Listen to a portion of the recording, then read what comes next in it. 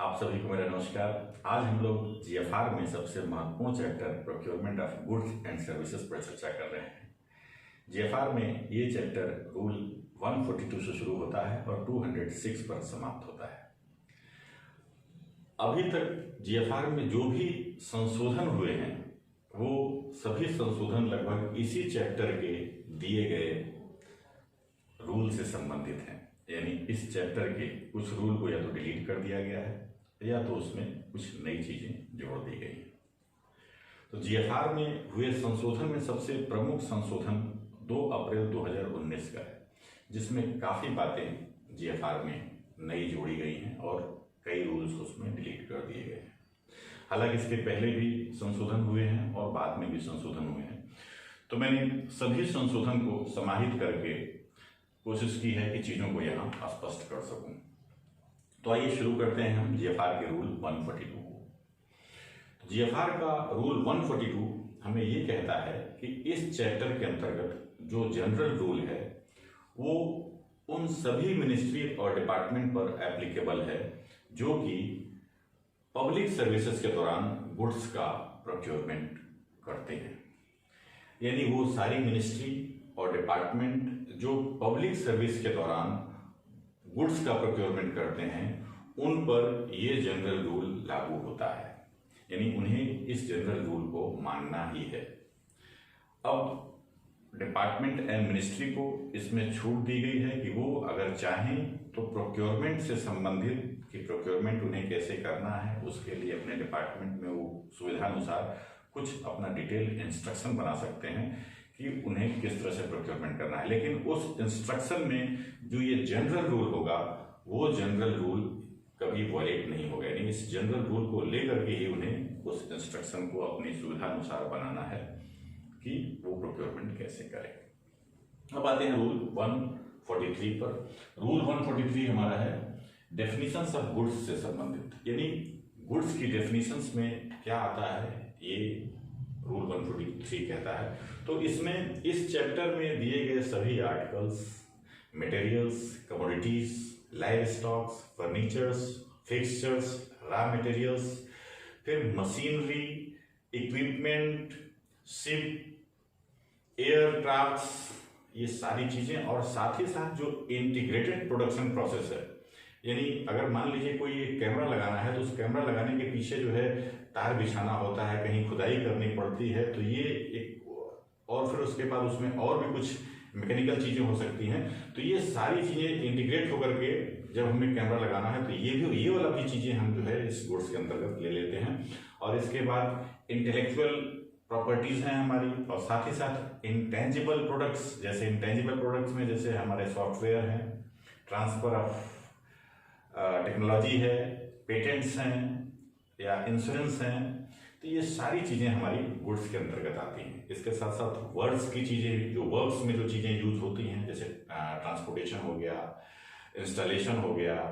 Digging हो गई हमारी, या लेइंग ऑफ वायर हो गया, या कमीशनिंग हो गई, इस तरह से जो भी वर्क से संबंधित चीजें वो सब गुड्स के अंतर्गत ही आता है। और इसमें एक चीज का एक्सेप्शन है, वो एक्सेप्शन है हमारी लाइब्रेरी से संबंधित। यानी लाइब्रेरी में जो बुक्स की आवश्यकता होती है, जो पब्लिकेशंस की जरूरत होती है वहां पर, या उनके पीरियोडिकल्स में जैसे उन्हें न्यूज़पेपर चाहिए, उनकी पत्रिका चाहिए, जो कि भाई रोज के डेली उनको चाहिए, डेली बेसिस पर उनकी जरूरत है और जरूरत के हिसाब से उन्हें चाहिए, जल्द से जल्द चाहिए। अदरवाइज एक दिन का दूसरे दिन का पेपर खराब है। तो ये जो पीरियोडिकल्स हैं, पीरियोडिकल्स, पब्लिकेशंस एंड बुक्स जो कि लाइब्रेरी से संबंधित है, ये एक्सेप्शंस हैं यहाँ पर, इनको इसमें छोड़ा गया है। बाकी लगभग सभी चीजें जो गवर्नमेंट के यूज की हैं या गवर्नमेंट जिसको यूज करती है, जिसको परचेज करती है, वो सभी गुड्स की श्रेणी में आती है। अब आते हैं रूल 144 पर। इस चैप्टर का रूल 144 अत्यंत ही महत्वपूर्ण है। यानी इस 144 में हमें ये बताया गया है कि प्रोक्योरमेंट को कैसे करना चाहिए, प्रोक्योरमेंट को सही प्रोक्योरमेंट करने का तरीका क्या है, और इसके लिए अगर उसमें कोई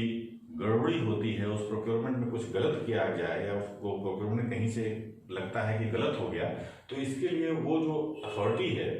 जो कि प्रोक्योरमेंट के लिए जिम्मेदार है उसको जिम्मेदार भी माना गया है और उसकी जवाबदेही भी इसमें सुनिश्चित की गई है कि वो जवाबदेह भी है इस चीज के लिए। तो रूल 144 हमारा हमें ये बताता है कि वो सभी अथॉरिटी जिनको की फाइनेंशियल पावर डेलीगेट किया गया है और वो पब्लिक इंटरेस्ट में जब प्रोक्योरमेंट करती हैं तो उनकी जिम्मेदारी बनती है और साथ ही साथ उनकी जवाबदेही भी है कि वो ये सुनिश्चित करें कि जब वो प्रोक्योरमेंट कर रही हैं तो उसमें उस प्रोक्योरमेंट में इफिशियंसी है, इकोनॉमी है और ट्रांसपेरेंसी है। यानी उनकी इस प्रोक्योरमेंट में ये सारी चीजें जो है शामिल हैं और साथ ही साथ उन्होंने fair and equitable treatment suppliers को दिया हुआ है। यानी वो जो सप्लायर्स हैं सभी सप्लायर को एक ही निगाह से देखा जा रहा है, किसी को विशेष प्रिविलेज नहीं दिया जा रहा है और कंपटीशन को प्रमोट किया गया। यानी जो सप्लायर्स हैं, ज़्यादा सप्लायर्स होंगे तो कंपटीशन होगा और कंपटीशन होगा तो गवर्नमेंट को कम पैसे में अच्छा सामान मिलेगा। तो इसलिए अब रूल 144 में जो सभी अथॉरिटी के लिए वो निर्देश दे दिया गया, वो सीधा सीधा निर्देश ये है कि वो सभी अथॉरिटी जिनको की फाइनेंशियल पावर डेलीगेट किया गया है और यदि वो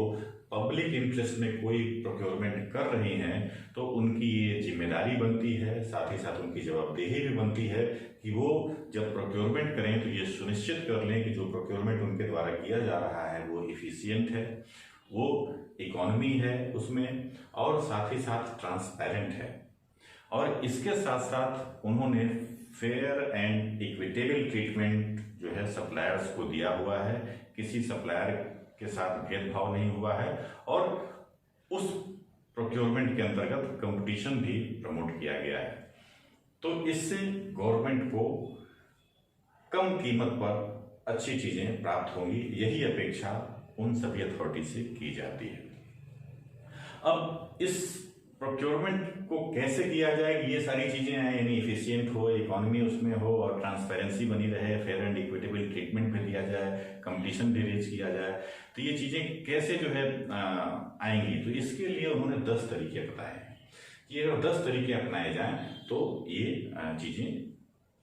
हो सकती हैं। तो उसमें से पहली चीज है वो ये कहता है कि जब भी इस तरह का प्रोक्योरमेंट किया जाए तो उसके सब्जेक्ट मैटर में ये डिस्क्रिप्शन दे दिया जाए कि वो जो प्रोक्योरमेंट किया जा रहा है, जो प्रोक्योरमेंट हो रहा है, उसका ऑब्जेक्टिव क्या है, यानी किस उद्देश्य से वो प्रोक्योरमेंट किया जा रहा है, उसके फंक्शनल क्या है, यानी वो जो प्रोक्योरमेंट किया जा रहा है वो किस काम के लिए है, उसकी जेनेरिक क्या है, वो क्या करेगा,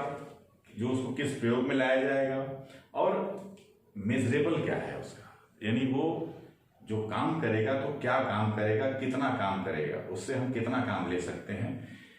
ये चीजें उसमें ले आए और साथ ही साथ उसकी जो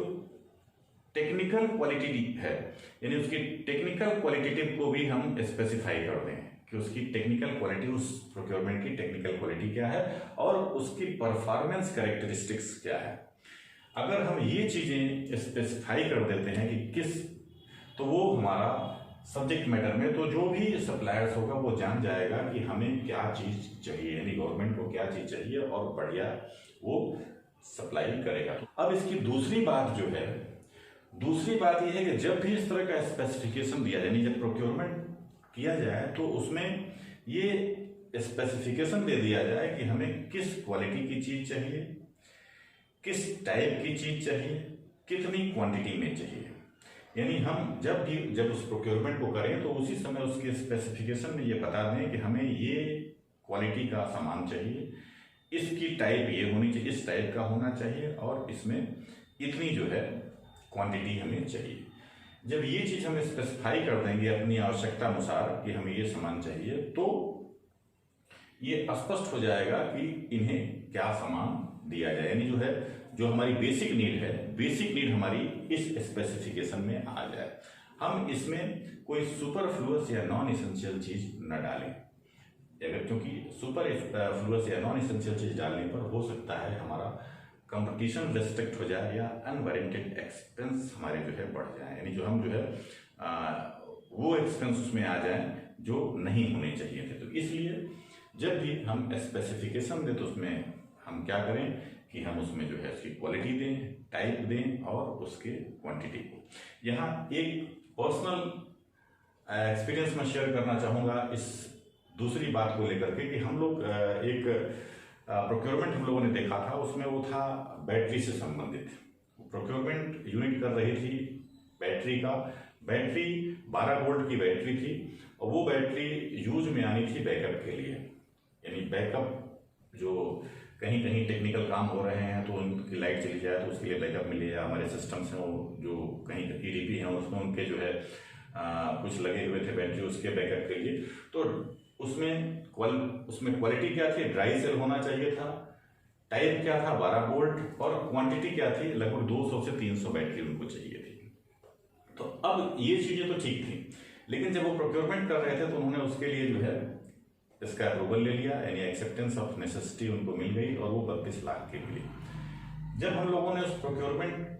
को देखा, वो प्रोक्योरमेंट जिम पर हो रहा था और जिम पर जब उसको देखा गया तो उसमें केवल एक जो है सप्लायर पार्टिसिपेट कर रहा था, यानी उस प्रोक्योरमेंट में केवल एक ही सप्लायर था। तो उसको जब ध्यान से देखा गया तो वो उस बैटरी में ये मेंशन था कि कैबिनेट के साथ वो बैटरी चाहिए हमें, यानी जो यूनिट थी उसका उद्देश्य था बैटरी उसको लेना था, ड्राई सेल उसको लेनी थी 12 वोल्ट की और 200 से 300, ये पर्याप्त था स्पेसिफिकेशन में। लेकिन उन्होंने यहाँ एक सुपरफ्लुअस यानी नॉन एसेंशियल चीज डाल दी थी कि हमें एक कैबिनेट के साथ, कैबिनेट भी चाहिए उसके साथ, यानी कैबिनेट के जो बैटरी चाहिए कैबिनेट के साथ। तो अब इसमें क्या हो गया, कंपटीशन रेस्ट्रिक्ट हो गया और वो सप्लायर केवल एक ही सप्लायर जो उस तरह की सप्लाई करता था वही उसमें आया और उसी के जो है रेट जो है 32 लाख तक गए। तो उसमें फिर इनसे उस यूनिट से कहा गया कि इस चीज़ को हटाने के लिए कि भाई आप ये कैबिनेट वाली बात हटा दीजिए उसमें, क्योंकि आपका उद्देश्य है बैटरी लेना जो आपको बैकअप के लिए चाहिए। तो केवल आप बैटरी की बात करिए और आपकी जो बैटरी ड्राई सेल चाहिए उसकी क्वालिटी आप बता दीजिए, टाइप बता दिए 12 वोल्ट का चाहिए, क्वांटिटी बताइए, फालतू की चीज़ ये कैबिनेट वाली बात बता दीजिए। तो फिर उन्होंने इस चीज़ को संज्ञान में लिया और बात करके फिर उस चीज़ को हटाया। जब उस चीज को हटाया तो देखा गया कि जो है जिम पर लगभग 16 बिडर पार्टिसिपेट कर गए, 14 से 16 बिडर उसमें पार्टिसिपेट कर गए और सभी ने अपना अपना रेट कोट किया। बैटरी सारी जो है कोई एक साइड की थी, एमरॉन की थी, इस तरह से सब जो है अच्छी बैटरी थी। और उसमें जो है जो फिर हमारा जो रेट आया, फाइनल जो रेट आया उसी चीज का जो 32 लाख था उसका जब फाइनल जब इसको हटाया गया कैबिनेट को तो रेट आ गया 16 लाख का, यानी 16 लाख रुपए जो है हमारे सीधे सीधे वहां पर सेव हो गए, बचत हो गई उसकी, सिर्फ इसलिए कि हमने सिर्फ एक छोटी सी चीज वहां से हटा दी। तो इसलिए यहाँ स्पेसिफिकेशन में ये जो सुपरफ्लुअस या नॉन इसेंशियल चीजें हैं उसको अगर न जोड़ी जाए तो अच्छा है, क्योंकि इससे अनवारंटेड एक्सपेंडिचर जो है बनते हैं। तो ये हमारी दूसरी चीज है जिसे ध्यान रखना चाहिए। तीसरी बात है टेक्निकल स्पेसिफिकेशन से संबंधित। टेक्निकल स्पेसिफिकेशन के संबंध में यहाँ कहा गया है कि जब भी आप टेक्निकल स्पेसिफिकेशन देखें तो उसमें जो नेशनल टेक्निकल रेगुलेशंस है उसको देख लें, या जो भी जो है प्रोसीजर्स हैं, जो भी रेलेवेंट जो है प्रोसीजर्स हैं टेक्निकल के लिए, जो नेशनल लेवल पर जो भी जो है मापदंड निर्धारित किया गया है उस टेक्निकल प्रोसीजर के लिए कहीं कोड में दिया हुआ है उसको हम देख लें। हम ऐसा ना करें कि जो है जो टेक्निकल स्पेसिफिकेशन किसी चीज का होता है उससे अलग हम कोई चीज मंगाएं। जैसे एग्जांपल के तौर पे हमें एक फैन चाहिए, फैन हम जानते हैं कि हाँ या तो उसका जो सीलिंग फैन जो है 48 इंच होगा या 54 इंच होगा, 54 इंच होगा। अब हम मान लीजिए कह दें नहीं हमें 65 इंच का जो है चाहिए सीलिंग फैन, उसका पर जो है 65 इंच का हो, तो फिर यहाँ जो है अब वो 65 इंच जो बनाता होगा वही पार्टिसिपेट करेगा, बाकी नहीं। तो टेक्निकल स्पेसिफिकेशन जो नेशनल जो है टेक्निकल रेगुलेशंस में जो है जो टेक्निकल स्पेसिफिकेशन जो है अप्रूव्ड हैं या जो भी नेशनल जो है रिकॉर्ड में है हमें उसी को लेना चाहिए। और या कहीं कोड्स में दिया हुआ, जैसे बिल्डिंग्स वगैरह होता है तो उनके अपने SSR होते हैं, उनके अपने कोड्स होते हैं कि ये इस तरह की चीज़ है, तो उस तरह से कहीं हमें मिलती है तो वही हम टेक्निकल स्पेसिफिकेशन को लें, कोई हम अलग टाइप का टेक्निकल स्पेसिफिकेशन इसमें ना दें, नहीं तो यहाँ भी जो है वो परचेज ठीक से नहीं हो पाएगा। अब इसमें कुछ प्रोक्योरमेंट जो नेशनल की बात तो ठीक है, लेकिन मान लीजिए हमारी जो है कुछ प्रोक्योरमेंट हम एम्बेसी में करते हैं, दूतावास में, जैसे अमेरिका के, पाकिस्तान में या बांग्लादेश में कहीं भी हम कर रहे हैं, तो उस एम्बेसी में अब चीज़ें, चूंकि एम्बेसी वहाँ है तो वहाँ सामान तो वहाँ यहाँ से खरीद के जाएगा नहीं, सामान तो वहीं से लेंगे, पास में वहाँ फैन चाहिए तो वहीं से लेंगे। तो वहाँ पर क्या है, जो भी इंटरनेशनल स्टैंडर्ड का आइटम है, वहाँ जो भी रेलिवेंट इंटरनेशनल स्टैंडर्ड का आइटम अवेलेबल है उसे वो ले लें। यानी उसके लिए हमारा फिर जो है, उसके लिए उन्हें देखने की जरूरत नहीं है कि जो है हमारे जो है नेशनल जो है टेक्निकल रेगुलेशंस में वो दिया है या नेशनल जो है स्टैंडर्ड का हो, वो नहीं उन्हें देखना है। उसमें जो रेलिवेंट इंटरनेशनल स्टैंडर्ड का जो आइटम वहाँ जो अवेलेबल है उसको वो देख लें। अब इसी में एक बात और आती है कि मान लीजिए गवर्नमेंट फंड की कोई जो है संस्था है, गवर्नमेंट की ही कोई संस्था है, किसी विदेश में काम कर रही है, विदेश में ही उसकी, यानी हमारी जो फैक्ट्री है, हमारी इस भारत सरकार की जो है कोई जो है फैक्ट्री जो है लगी हुई है अफ्रीका में, अब अफ्रीका के लोगों के लिए वो काम कर रही है। अब वहाँ जब उसे जो है कोई चीज़ खरीदनी है तो फिर वो क्या करेगी, उसमें वो इंटरनेशनल या नेशनल जो है टेक्निकल रेगुलेशंस को नहीं देखेगा, उसमें जो है वो देखेगा कि वहाँ की ज़रूरत क्या है, यानी वहाँ की कैसी ज़रूरत है, उस ज़रूरत के हिसाब से वो टेक्निकल जो स्पेसिफिकेशन है उसको चूज करेंगे और उसी को फिर वो एडॉप्ट करेंगे। यानी वो अब उस देश की ज़रूरत जैसी है, उस देश में जो चीज़ें होती हैं, वहाँ पर जिस काम के लिए हम गए हैं और उस काम में जो ज़रूरत हो रही है, तो वहाँ के हिसाब से हम चीज़ों को लेंगे। तो ये चीज़ हमें टेक्निकल स्पेसिफिकेशन के संबंध में ध्यान रखना है। चौथी बात है हमारी कि एक्सेस खरीद को हम अवॉइड करें, यानी जो हमारी रिक्वायरमेंट है, जितनी उस यूनिट, किसी यूनिट की जितनी रिक्वायरमेंट है उतने ही सामान को वो परचेज करे। वो कोशिश करना चाहिए कि जितनी उसकी रिक्वायरमेंट है उसी रिक्वायरमेंट के अनुरूप ही अपना सामान परचेज करे। ऐसा ना करे कि जो है उसकी ज़रूरत जो है कम है और वो ज़्यादा सामान खरीद ले। एग्जाम्पल के तौर पे मान लीजिए किसी यूनिट को 100 रिम की ज़रूरत है और वो 500 रिम अगर खरीद लेती है, तो उसमें होगा क्या, 500 रिम खरीदने पर उसका जो इन्वेंट्री कैरिंग कॉस्ट है वो बढ़ जाएगा। यानी उस सामान को जो उसको रखने की जो है, अब उसको ज़रूरत 100 की है, एक महीने में 100 उसका यूज हो रहा है तो वो तो ठीक है, लेकिन अब 500 के लिए कहीं ना कहीं उसको रखने की व्यवस्था करेगा तो वो ज़बरदस्ती का जो है एक्सपेंडिचर बढ़ जाएगा। तो इसलिए हमें ये ध्यान रखना है कि जो भी हमारी आवश्यकता है हम उसी आवश्यकता के अनुरूप जो है अपना परचेज करें, जरूरत से ज़्यादा हम परचेज न करें, नहीं तो हमारी इन्वेंट्री कैरिंग कॉस्ट यहाँ बढ़ सकती है। पांचवी बात हमारी है कि जो भी हम ऑफर इनवाइट करें, यानी जो भी हम सामान खरीदने के लिए ऑफर दें, उसमें वो ऑफर हमारा फेयर होना चाहिए, ट्रांसपेरेंट होना चाहिए और जो भी उसके रेलेवेंट प्रोसीजर हैं उसके अनुरूप होना चाहिए। छठी बात हमारी है कि जो भी सामान हमें चाहिए हम ये देख लें कि वो हमारी रिक्वायरमेंट को मीट कर रहा है कि नहीं। यानी जो भी हम परचेज करने जा रहे हैं हमें ये पहले ही सुनिश्चित कर लेना चाहिए, जो हम परचेज करने जा रहे हैं वो हमको जो चीज़ चाहिए, हमें जिस चीज़ की आवश्यकता है वो हमारा रिक्वायरमेंट पूरा हो जाएगा उस सामान के आने से। अगर उस सामान के आने से हमारा रिक्वायरमेंट पूरा हो जाएगा तभी हमें उस सामान को परचेज करना चाहिए। ऐसा ना हो कि हम सामान मंगा लें, बाद में वो हमारे काम कर लें, फिर हम दूसरा प्रोक्योरमेंट कर रहे हैं। तो ये सारी चीज़ें जो प्रोक्योरिंग अथॉरिटी हैं, यानी वो अथॉरिटी है, उन सबको ये चीज़ें करनी है। अब इसके बाद फिर छठी बात आती है कि प्राइस जो है, सातवीं बात जो है इसमें ये है कि जो ऑफर का जो प्राइस है, यानी जो हम देख लें कि जो हम ऑफर कर रहे हैं, जो हम सामान खरीदने जा रहे हैं, अपनी जो आवश्यकता के अनुसार जो हमको सामान खरीदना है उसकी प्राइस कैसी है। यानी वो प्राइस जो है वो ठीक है, प्राइस जो उसका है वो ठीक ठाक है और कंसिस्टेंट है। यानी प्राइस ऐसा ना हो कि जो है बहुत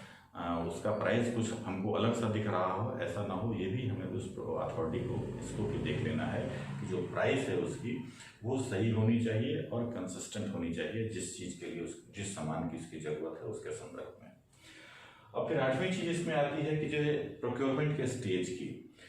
तो जो अथॉरिटी है जो प्रोक्योरमेंट को सैंक्शन कर रही है, उस अथॉरिटी को यहाँ ये भी देखना है कि प्रोक्योरमेंट के हर स्टेज पर वो ये देख ले कि जो भी वो डिसीजन ले रहा है, वो डिसीजन जो लिया है उसने वो क्या कंसीडर किया है, उसमें किस चीज़ को कंसीडर करके उसने ये डिसीजन लिया है। ये बात जो है प्रोक्योरमेंट के हर स्टेज पर वो लिखित रूप में दर्ज कर ले। यानी जैसे प्रोक्योरमेंट, मान लीजिए पहला स्टेज प्रोक्योरमेंट का है कि हमने देखा कि एक्सेप्टेंस ऑफ नेसेसिटी, यानी हमें एक सामान चाहिए, वो सामान हमने उसकी औसतन एक कीमत लगाई कि हाँ ये सामान लगभग 20 लाख रुपए में आ जाएगा। तो हमने जो 20 लाख रुपए जो का एस्टिमेट किया उस सामान के लिए, वो कैसे एस्टिमेट किया और उसका जो डिसीजन है, यानी वो जो 20 लाख रुपए जो हमारा आया हुआ है, इससे उस अथॉरिटी को संतुष्ट होना चाहिए, उसको देख लेना चाहिए कि हाँ वो जो 20 लाख कैसे जो बताया गया है वो किस आधार पे बताया गया है, वो जिस आधार पे लिया गया है उससे वो संतुष्ट हो जाना चाहिए उन अथॉरिटी को जो उसकी सैंक्शन देने जा रहे हैं। अब मान लीजिए इसके बाद दूसरा स्टेज आता है। पहले स्टेज में 20 लाख रुपए उन्होंने दे दिया कि हाँ एस्टिमेट हमारा लगभग 20 लाख का है, उन्होंने उसको कंसीडर किया और इसका डिसीजन दे दिया कि हाँ, और उसको रिकॉर्ड कर लिया हमने कि हमने इस वजह से दिया। अब उसके बाद जो है जब एक्सेप्टेंस ऑफ नेसेसिटी हो गई, फिर उसके बाद जो है प्रोसेस हुआ, टेंडरिंग हुई, टेंडरिंग के बाद वो सामान जो है हमारा लोएस्ट टेंडर हमारा आ गया 15 लाख में। तो अब दूसरी बात भी जो फिर यही बात वो फिर अपना रिकॉर्ड कर लेंगे कि हाँ जो हमारा लोएस्ट टेंडर था 15 लाख का है, इसलिए इसको अप्रूवल दिया गया। तो यहाँ यही चीज है कि जो है प्रत्येक स्टेज पर जो प्रोक्योरमेंट का स्टेज है उसमें जो अथॉरिटी होगी, जो प्रोक्योरिंग अथॉरिटी होगी, वो क्या करेगी कि जो है जो भी उसने डिसीजन लिया है वो किस वजह से कंसीडर किया है, इस चीज को रिकॉर्ड में लेते आएगी, संक्षिप्त में उसका रिकॉर्ड कर लेगी। अब इसके बाद आती है कि जो अथॉरिटी है वो क्या करेगी कि कंप्लीट शेड्यूल ऑफ प्रोक्योरमेंट, यानी कोई प्रोक्योरमेंट वो करने जा रही है तो उसके लिए क्या करेगी, सबसे पहले जो है एक पब्लिश करेंगे, वो एक जो है टेंडर पब्लिश करेंगे कि भाई हम ये प्रोक्योरमेंट करने जा रहे हैं। और उस टेंडर में जो पब्लिश करेंगे तो यहाँ यही जो नवी बात यही कहती है कि जब वो आप टेंडर पब्लिश करेंगे तो उस पब्लिश करते समय आप ये उसमें तय कर लें कि आपका शेड्यूल क्या है, यानी कब आप टेंडर इशू करेंगे, उसकी डेट कब क्लोज करेंगे, फिर कब आप टेंडर ओपन करेंगे, फिर उसमें अगर कोई टेक्निकल बिड ओपन करना है वो कब करेंगे, कॉमर्शियल बिड ओपन करना है ये कब करेंगे, फिर फाइनली कॉन्ट्रैक्ट कब अवार्ड करेंगे। तो ये सारा शेड्यूल आप जो है उस टेंडर को पब्लिश करते समय उसमें मेंशन कर दें। ये भी अपेक्षा जो है उस अथॉरिटी से की जाती है।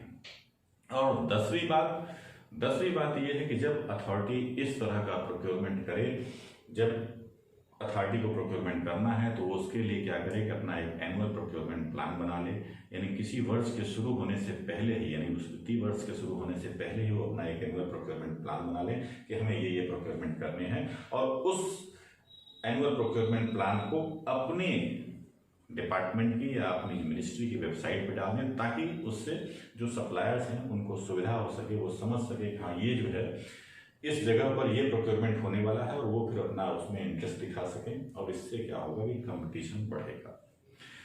तो ये सारी चीजें रूल 144 में जो ये 10 बातें हैं, और साथ ही साथ जो अथॉरिटीज के लिए जो निर्देश हैं, ये अगर ध्यान रखा जाए तो प्रोक्योरमेंट अच्छे तरीके से होगा, और गवर्नमेंट के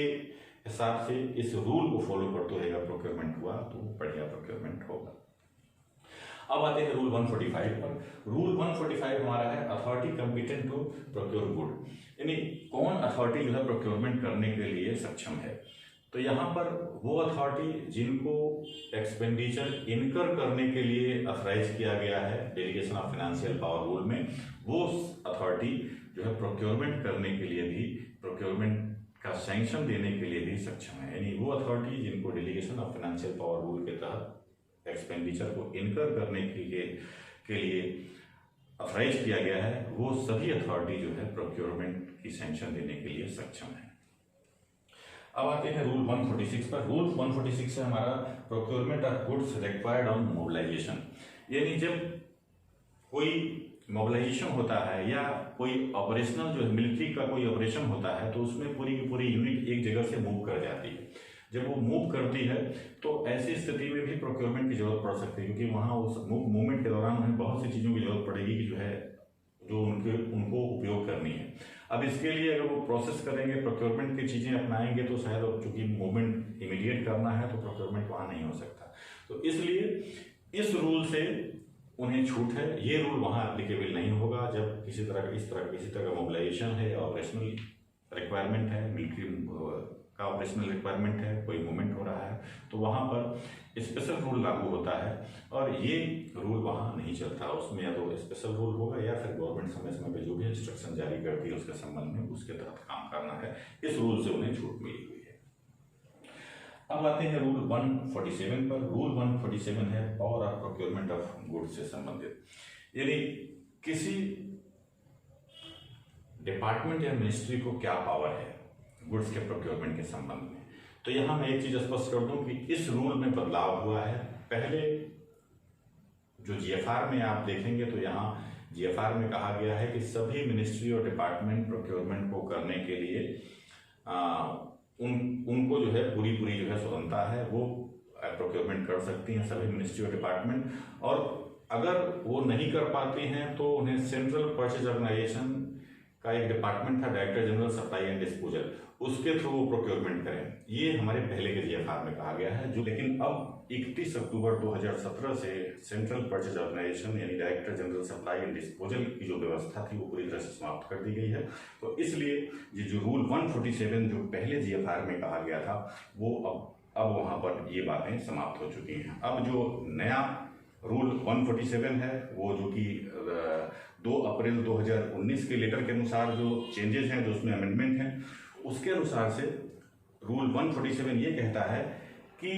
जो आइटम जिम में अवेलेबल हैं, जिम यानी गवर्नमेंट ई मार्केट प्लेस जो एक पोर्टल गवर्नमेंट ने बनाया है, ये कहता है कि जो भी आइटम जिम पर अवेलेबल है तो मिनिस्ट्री और सभी मिनिस्ट्री और डिपार्टमेंट के लिए मैंडेटरी है कि वो उस आइटम को जिम से ही खरीदे। यानी जिम में अगर आइटम अवेलेबल है तो सभी मिनिस्ट्री एंड डिपार्टमेंट के लिए बाध्यकारी है कि वो सामान वहीं जिम से ही खरीदेंगे। अगर आइटम जिम पर अवेलेबल नहीं है तो फिर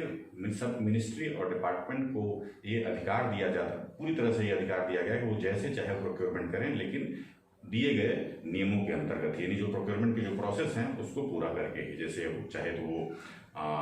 अगर 25,000 से कम का अमाउंट है तो डायरेक्ट परचेज कर सकते हैं अपने सेटिस्फैक्ट्री जो है चीज़ों को देखते हुए, और नहीं तो फिर जो है लोकल परचेज कमेटी बना सकते हैं, नहीं तो लिमिटेड टेंडर इंक्वायरी या ओपन टेंडर इंक्वायरी, जैसा भी उनको ठीक लगता है उसके अनुसार वो उनका डिसीजन है, उस पर वो कर सकते हैं। लेकिन यदि आइटम जिम पर है तो उन्हें जिम से ही लेना है। और चूंकि कोई व्यवस्था नहीं है तो इसलिए वो मिनिस्ट्री और डिपार्टमेंट अगर जिम पर आइटम नहीं है तो वो खुद से सुनिश्चित कर ले कि उसे कैसे प्रोक्योरमेंट को करना है। तो इस तरह से अब नई परिस्थितियों में हमारा रूल 147 इस तरह से है। अब बात आती है रूल 148 की। रूल 148 हमारा है रेट कॉन्ट्रैक्ट से संबंधित। रेट कॉन्ट्रैक्ट भी जो है अब चूंकि सेंट्रल परचेज ऑर्गेनाइजेशन समाप्त हो चुका है, यानी director general of supply and disposal की व्यवस्था समाप्त हो चुकी है, तो जब वो व्यवस्था थी तभी रेट कॉन्ट्रैक्ट होता था। रेट कॉन्ट्रैक्ट में साल भर जो है के कॉन्ट्रैक्ट कर दिए जाते थे सेंट्रल परचेज ऑर्गेनाइजेशन द्वारा। यानी जैसे किसी मिनिस्ट्री या डिपार्टमेंट को कोई सामान चाहिए तो वो उसके लिए उनके पास साल भर का अपना इंटेंट भेज देती थी कि हमें ये साल भर ये सामान चाहिए, तो उसका एक रेट फिक्स हो जाता था और उसी रेट पर वो साल भर सप्लाई होती थी। एग्जाम्पल के तौर पर जैसे ये पेन परचेज करना है किसी यूनिट को साल भर किसी डिपार्टमेंट या मिनिस्ट्री को, तो वो इसका रेट 20 रुपये लगा दिया, तो चाहे वो अप्रैल महीने में खरीदे, दिसंबर महीने में खरीदे, अक्टूबर महीने में, किसी भी महीने में खरीदे, उसका रेट वही 20 रुपये के हिसाब से ही तय होगा। तो इस तरह से ये रेट कॉन्ट्रैक्ट हमारे तय होते थे। लेकिन अब ये रेट कॉन्ट्रैक्ट की व्यवस्था चूंकि सेंट्रल परचेज ऑर्गेनाइजेशन की व्यवस्था समाप्त हो चुकी है, इसलिए ये रेट कॉन्ट्रैक्ट हमारा अब यहाँ इस रूल में नहीं है, तो इसलिए रूल 148 हमारा डिलीट कर दिया गया है। तो इस तरह से हमारा रूल 142 से रूल 148 यहाँ समाप्त होता है। आगे हम जिन और भी महत्वपूर्ण चीज़ों पर चर्चा करेंगे। Thank you very much.